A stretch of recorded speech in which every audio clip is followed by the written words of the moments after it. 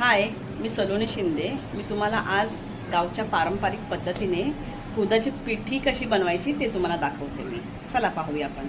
पिठी बनवण्यासाठी मी एक घेतलाय कांदा, टोमॅटो, कोथिंबीर, मिरची आणि कढीपत्ता। आणि हे बघा, हे उडदाचं पीठ आहे। आता आपण याची पिठी बनवायची।